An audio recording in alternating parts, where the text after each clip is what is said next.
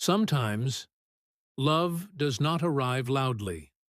Sometimes, it slips into your life like a whisper, and then leaves like a storm. And sometimes, it returns at the exact moment you no longer believe it ever will. She woke up to bright lights and cold air, her body numb, her heart racing faster than the beeping monitors beside her. She didn't know where she was, or why her vision was blurring, until she saw him. Those eyes, those unforgettable, piercing, blue eyes. The man who vanished without a word. The man who promised, "I'll call you," and never did. And this time, he wasn't here to leave. He was here to save her. The man who walked out of her life before he ever knew he had been building a family with. His face hovered above hers now, not as a memory, not as an almost, but as the surgeon standing over her, fighting to save her life. And the babies he didn't know were his. That was the moment her world stopped. Not because of fear, but because fate had delivered him back at the one moment she could not run, could not hide, could not guard her. But this is not where the story begins. To understand how we got here, we have to go back to the girl who was still learning how to survive loss, long before she ever learned how to survive love. Before him, there was survival. A story of a girl trying to keep her life from falling apart, while grief kept pulling pieces from her hands. A story of responsibility and sacrifice, and learning to survive without softness. Because long before she opened her eyes and saw the man who disappeared, she was simply Janelle, a 23-year-old nurse, standing on the edge of a future she never asked for, trying to build a life from what was left. Janelle used to believe her life would unfold the way she planned: graduate, work, build stability, maybe love someday. But grief does not care about plans. One phone call tore her world down to splinters. Her parents, her brother, gone in a single accident. 3 voices silenced in a moment she never got to prepare for. For weeks after, she moved through life like a body without sound, her heart still beating only because the world had not yet given it permission to stop.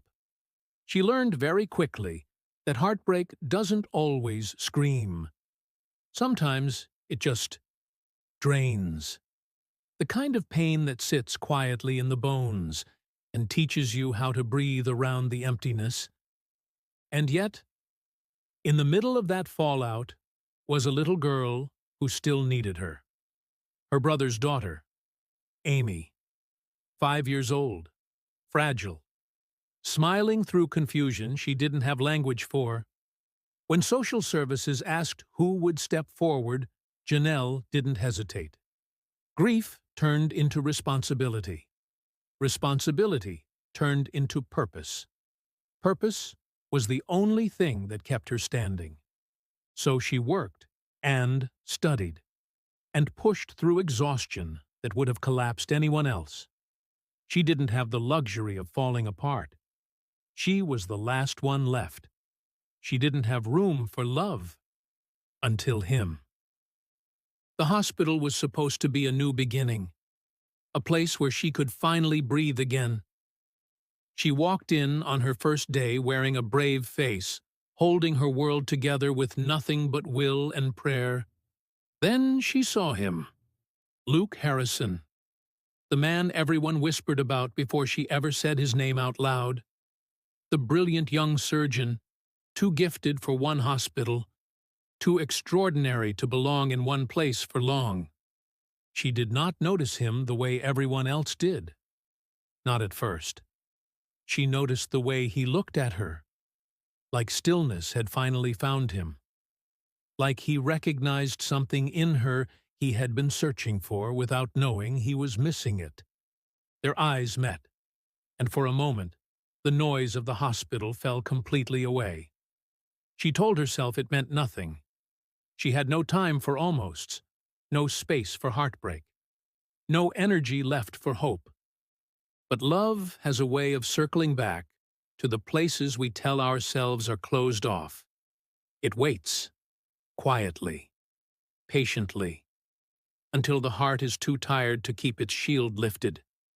This is the story of how love left, and then returned, not to rescue her, but to stay.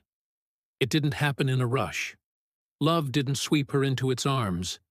It drifted closer, quietly, like a tide coming in so softly she didn't notice it had reached her feet until she was already standing in the water. Working beside Luke was its own undoing. He wasn't charming the way rumors promised.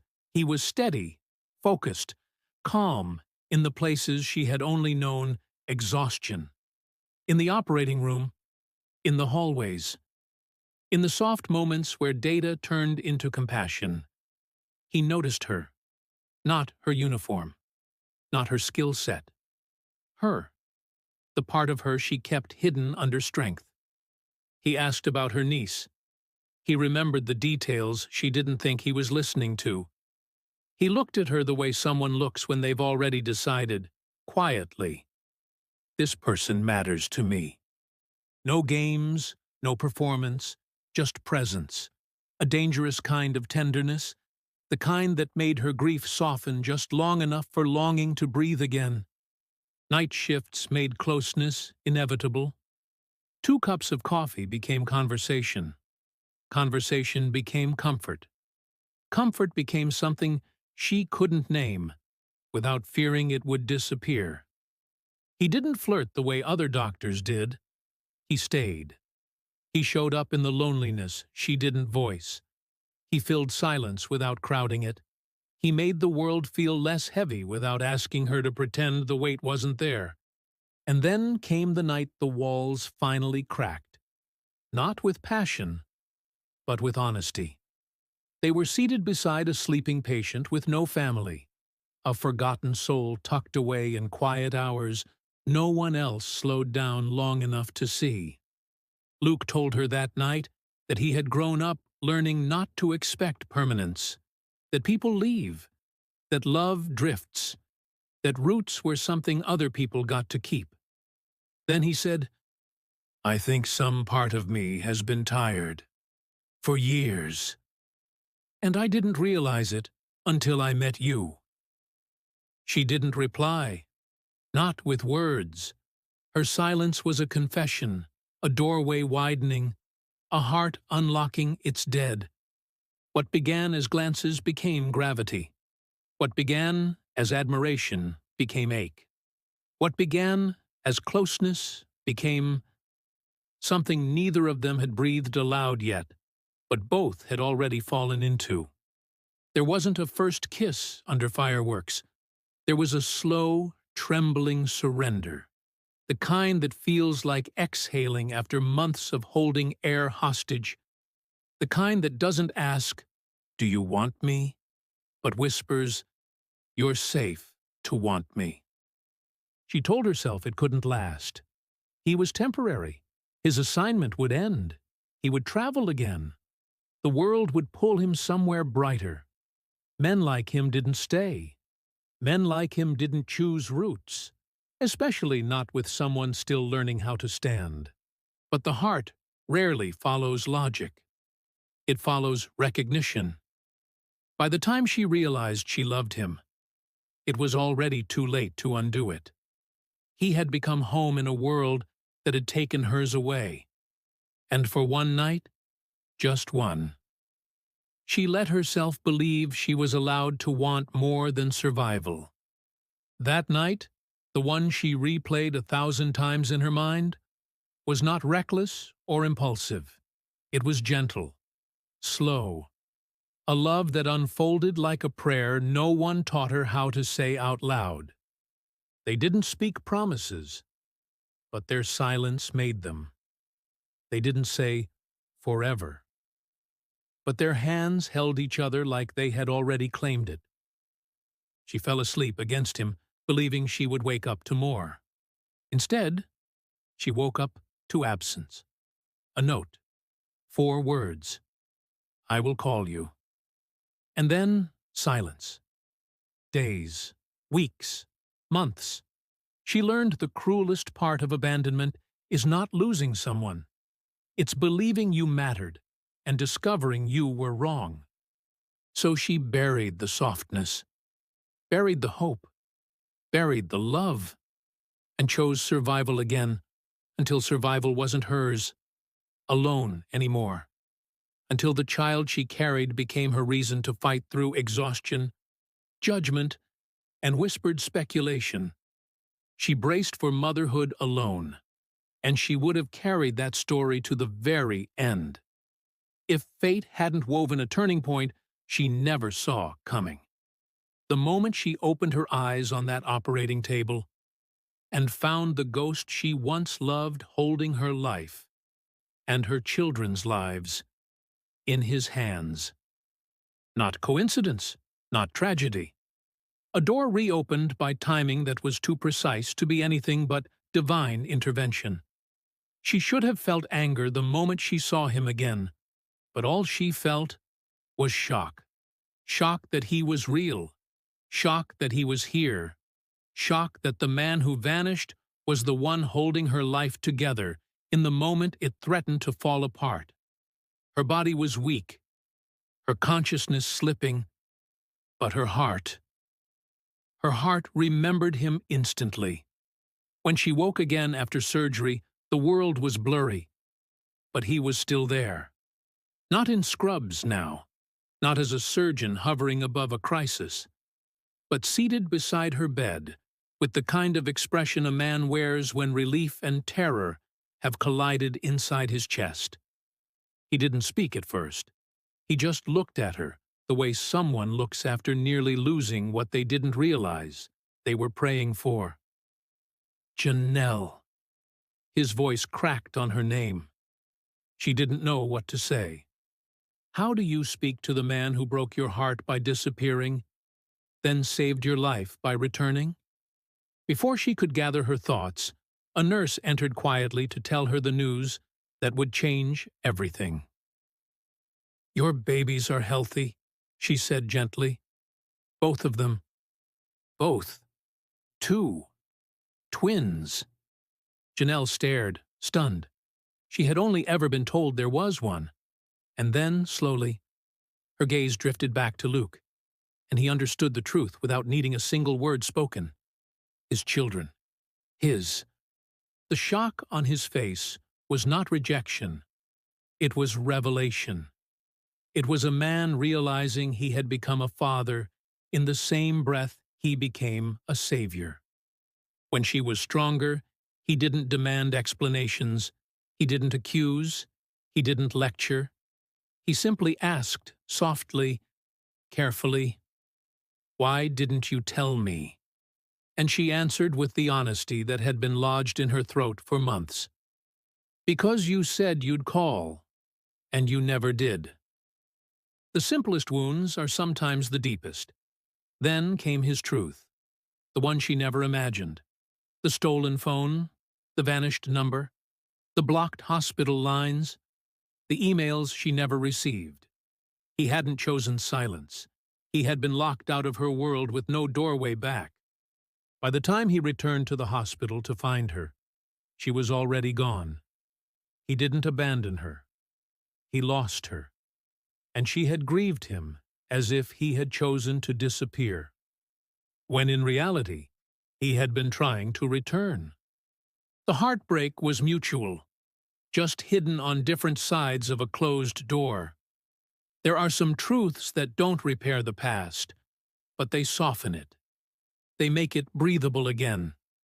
She didn't forgive him in a moment, but the wound stopped bleeding, and in its place, a possibility flickered. Not trust, not yet, but permission for trust to return someday, if it chose to. Luke didn't push his way back into her life. He earned it, day by day, feeding by feeding, diaper by diaper, night by sleepless night. Not with grand gestures, but with presence. Love did not roar back in. It returned quietly and stayed loudly. His home was no longer a destination. It became a direction, toward her, toward the children, toward the life he didn't know he was missing until he finally stopped running. And slowly, home stopped being a memory she lost and became a future she could feel. This is how love returns when it has matured enough to stay. Not dramatic, not rushed, not rescued, rooted. Healing did not arrive in a straight line. It came in small moments, often unnoticed, until she looked back and realized she no longer winced when he walked into the room. There were days she still guarded herself, moments when memory tried to convince her that good things were temporary. But every fear she had, he met with proof, not speeches. Proof. Proof in consistency. Proof in gentleness. Proof in showing up at the exact moments other people would have backed away. He learned the baby's rhythms before he ever learned where the spare towels were. He held them skin to skin when they cried, not because someone told him it mattered, but because something in him remembered what it felt like to grow up needing arms that stayed. He memorized which twin needed more rocking and which one settled from the sound of his voice. He didn't wait to be allowed to be a father. He became one by doing the most sacred thing a man can do for the people he loves. He stayed. And then there was Amy. Her tiny voice became the measure of trust. She would peek around corners just to verify that he was still in the house. She started waiting at the window when he left, just to make sure she saw him return. One night, after bath time, she sat cross-legged on the rug and asked him in the softest little voice, "Are you going to go away again?" He could have given her a promise, but instead, he gave her truth. "No," he whispered, "because I didn't know you before. But now that I do, this is where I belong." She didn't speak. She just climbed into his lap like a child, finally exhaling a fear she never knew how to name.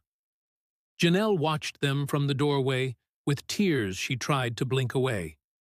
Not because of sadness, but because, for the first time in a very, very long time, her life did not feel like something fragile that might break if she touched it.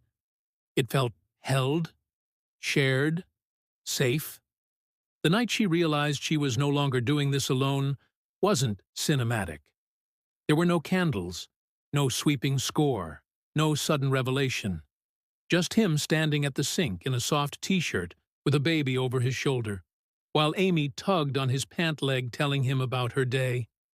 And Janelle looked at them and felt a weight lift from her chest that she hadn't even known was still there.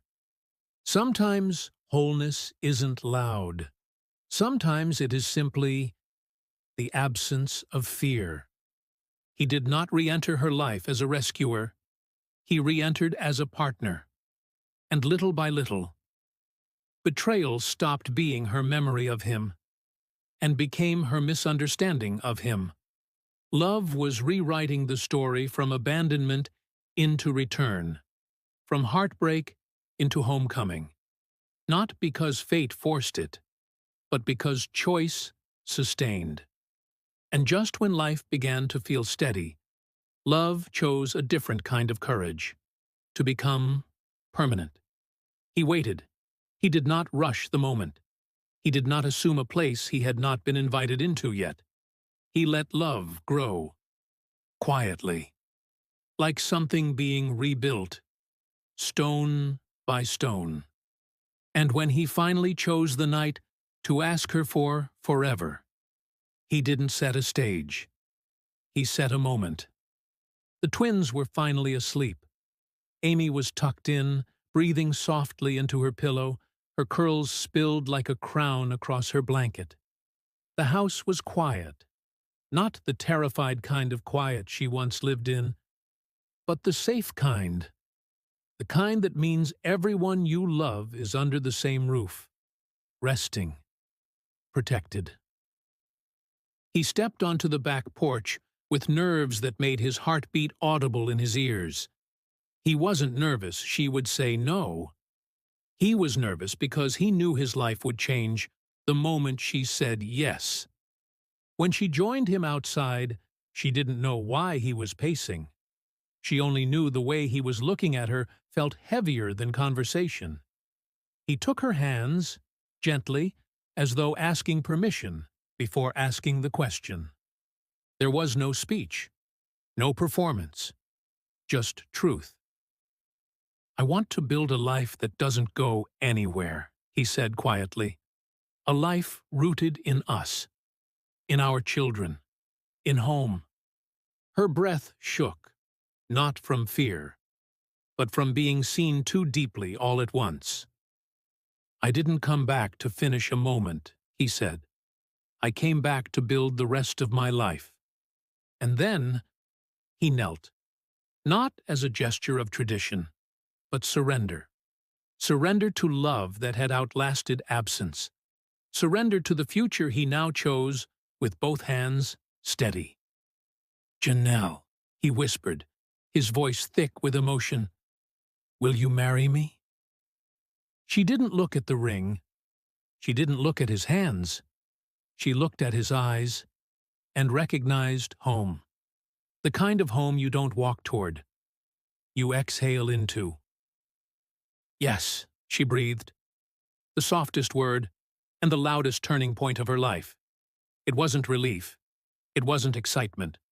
It was rest, a heart finally unbracing, a life finally allowed to unfold. They didn't rush the wedding.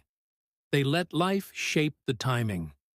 Some love stories are not built in the moment of yes, but in every small moment that follows it. And theirs became a love that did not announce itself to the world, because it was too busy holding the world they had built together. The wedding did not feel like a performance. It felt like a homecoming. The church wasn't grand, but it was warm, filled with faces who had witnessed her resilience long before they witnessed her joy. There were no elaborate decorations, just softness and light. No exaggerated dramatics, just the quiet miracle of two people choosing each other openly after life had tried to teach them to fear connection. Amy walked ahead of her with a basket of petals clutched to her chest, scattering little bursts of color like hope made visible. She looked back every few steps to make sure Janelle was still behind her. She wasn't just walking toward a wedding. She was walking toward a family. The twins rested peacefully nearby, cradled in white blankets, tiny symbols of a love that existed before promises were spoken aloud. When Janelle stepped into the aisle, she didn't feel watched. She felt witnessed. People weren't staring at a bride. They were honoring a journey, a story that had survived loss, loneliness, judgment, fear, and still arrived at joy. Luke's breath caught when he saw her. Not because she was beautiful, though she was, but because she was real. The woman he prayed for without knowing her name. The woman he nearly lost twice. The woman he now intended to spend his lifetime protecting. Before the vows, Janelle was invited to speak, not by tradition, but because her story deserved a voice. She didn't speak loudly. She didn't try to be poetic. She just told the truth with the kind of softness that comes after surviving storms. "I once believed," she said gently, "that love was something other people were allowed to keep, while I was only allowed to borrow it. But you stayed long enough for me to learn that real love doesn't disappear when life becomes heavy. You didn't come back to rescue me. You came back to remain. I don't choose you because I'm afraid to be alone. I choose you because with you, my heart is finally quiet." There was no applause, only stillness. The kind of stillness that means an entire room is holding its breath to feel what she just said. When it was Luke's turn, he spoke like a man who wasn't promising a future. He was safeguarding one. "I don't love you because life made it easy," he said softly. "I love you because choosing you feels like choosing home. I will not be perfect, but I will be present. I will not outrun this life. I will live it beside you. Every morning, every season, every storm. I don't just choose you today. I choose you tomorrow, and every tomorrow after that." The pastor didn't have to embellish a thing. He simply said, "By the power given to me, I now pronounce you husband and wife. You may kiss your bride." And he did, not with urgency, but reverence, like sealing a quiet miracle that had finally made its way all the way home. Happily Ever After didn't arrive as a finish line. It arrived as a rhythm, a life built slowly, tenderly, deliberately, day by quiet day. Marriage did not change who they were. It changed how deeply they were allowed to belong to one another. Morning routines became shared. Laughter became ordinary. Fatigue became easier because it wasn't carried alone. Evenings were no longer survival. They were sanctuary. Not escape, return. Luke didn't just become Amy's stepfather. He became her anchor. She stopped asking, "Are you coming back?" She started saying, "See you in the morning." That is how trust sounds when it finally exhales. The twins grew stronger. Tiny hands curling around his finger, with the instinct of children who recognize safety, even before they recognize language. He memorized their breathing the way some people memorize scripture. Not as duty, as devotion. There were no dramatic milestones that proved they were a family, just 1,000 quiet ones. The first time she fell asleep on his shoulder without flinching awake. The first time Amy called him Dad, without hesitation. The first time he signed a school form with pride instead of uncertainty. The first time she caught him rocking both twins at once while humming under his breath, not realizing he looked like peace in human form. This was how love lived now. Not as fireworks, not as spectacle, not as apology, but as continuity. A love that didn't ask to be noticed, only trusted. When they finally hung wedding photos in the hallway, Janelle paused to look at them more than once.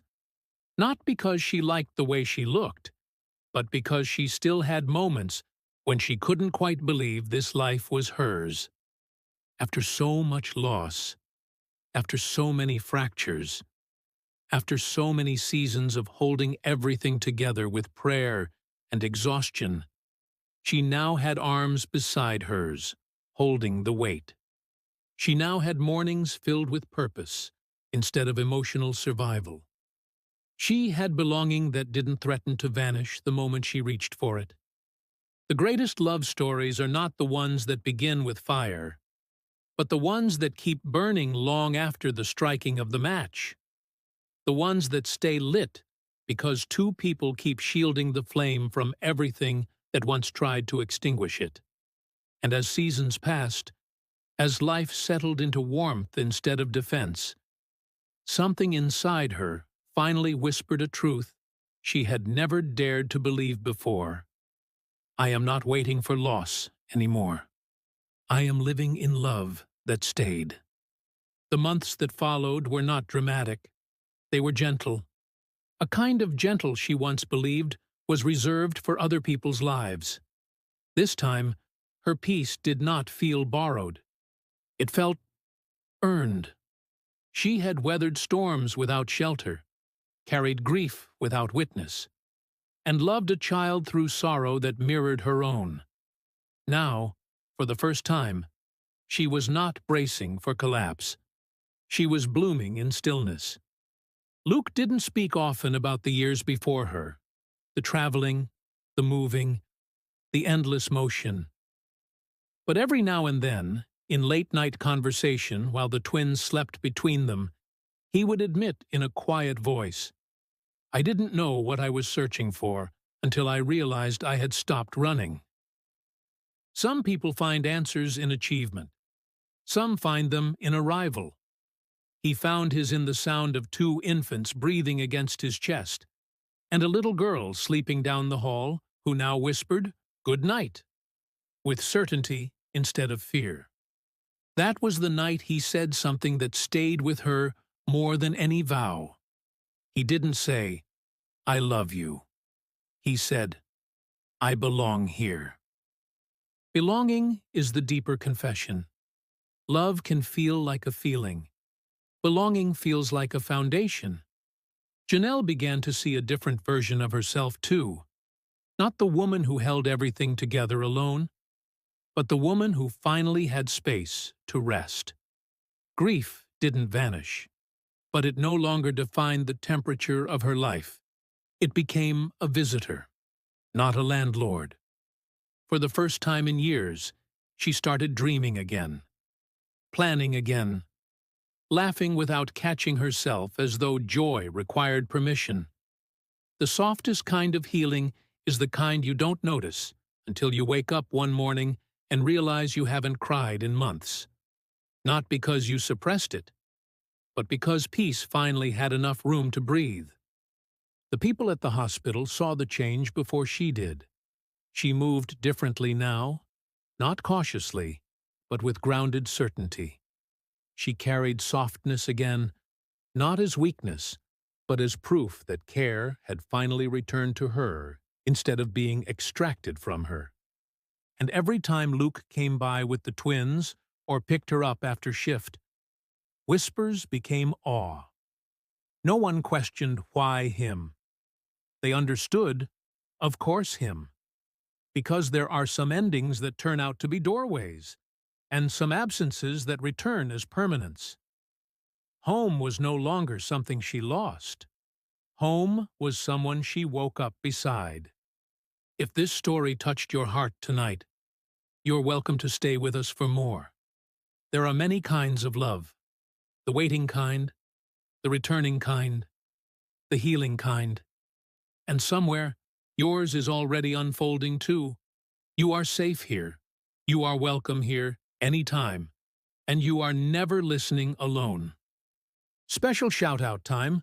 Shout out to Heather Francis from the USA. Thank you for your support. To Lucille Compass from Spalding, Jamaica. I see you. Thanks for always coming back.